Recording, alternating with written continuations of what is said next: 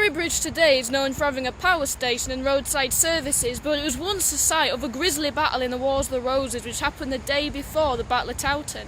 So let's look at this part of Yorkshire's hidden history. Churches, banners, kings and queens, factories and big machines, castles, forts and in-betweens are stories that are told. I go into more details about the origins of the Wars of the Roses in my Battle of Wakefield video, so I'd recommend watching that as well. To keep it simple, the Wars of the Roses were a series of really long family disputes over who was going to get the throne. The two rival claimants to the throne were Richard of York and King Henry VI. They were both cousins of each other and from the two rival wings of the Plantagenet family, the House of York and the House of Lancaster. Richard of York died at the Battle of Wakefield, and so his son, Edward IV, took up his father's claim. In March 1461, Edward IV proclaimed himself king in London. Meanwhile, Henry VI and the Lancastrians had moved up north and eventually reached York. Edward and his supporters, including Richard Neville, Earl of Warwick, also called Warwick the Kingmaker, soon followed, gathering an army of around 30,000 men. The Lancastrians were in a really good position. They were at York and protected by the rivers Ayr and Wharfe.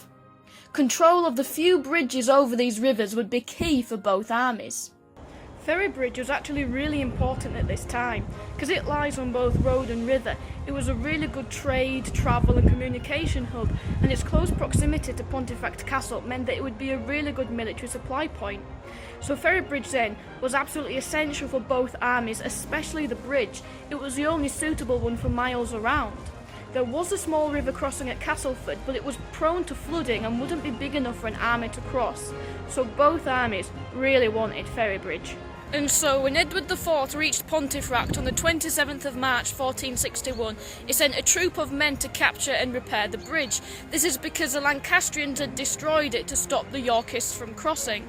A lot of books and websites will say that the Yorkists fought a mini-skirmish to capture the bridge, but personally I'm doubtful. This is because only one account mentions this, all the others don't mention it at all, and the account which does differs quite strongly in the version of events of the rest of the battle from the other contemporary sources, so I'm quite highly sceptical of this. The Lancastrian army, which was probably around the same size as the Yorkists or slightly bigger, marched out of York ready to face the enemy.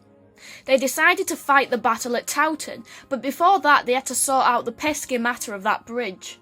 The Lancastrian Lord Clifford, with a force of 500 highly trained cavalry, was sent to recapture the bridge. This isn't the original bridge, but it was built on the site of it, meaning that where I'm stood right now and in the murky depths below lie the bodies of thousands of slain soldiers. And so, on the night of the 27th of March, the Yorkists made camp by the bridge, sleeping blissfully unaware of the surprise that was coming the next morning. On the morning of the 28th of March, the Lancastrian John Clifford led his cavalry through the Yorkist camp, taking them completely by surprise. They were still sleeping in their tents as the horses thundered through the camp, and they had no time to get weapons or armour. It must have been an absolute chaotic slaughter. Luckily, some managed to escape and tell Edward and Neville what happened. When Edward and Neville found out, they were furious. One account tells us that Neville, in his typical melodramatic fashion, upon hearing the news killed his own horse and swore to fight on, which may or may not be true. In any case, they gathered their armies and marched towards the bridge. When Edward's army arrived, they immediately went into battle. The fighting was long and difficult. The Lancastrians had fortified the north end of the bridge, and reinforcements had arrived. In addition, fighting on the bridge meant that it was a bottleneck and no side could get an advantage over the other. Edward, who was fighting on foot, realised that another tactic was needed. He ordered 3 of his commanders to take their troops and cross the Ayr at Castleford, then attack the flank of the Lancastrians from the left. On seeing this new force approaching, Clifford ordered a retreat and the Lancastrians were finally pushed off the bridge. As Clifford's men tried to retreat to the main Lancastrian army, the Yorkist cavalry finally caught up with them at a place called Dinting Dale, about 2.5 miles south of Towton. There the Lancastrian cavalry were cut down, and Clifford himself died during the clash, allegedly dying with an arrow through the throat. One chronicler tells us that 3,000 men died fighting, although it's not clear how many were on either side. but the Yorkists had won back control of the bridge and the path was now clear for them to march up to Towton. The Battle of Ferrybridge was hugely important for the Battle of Towton.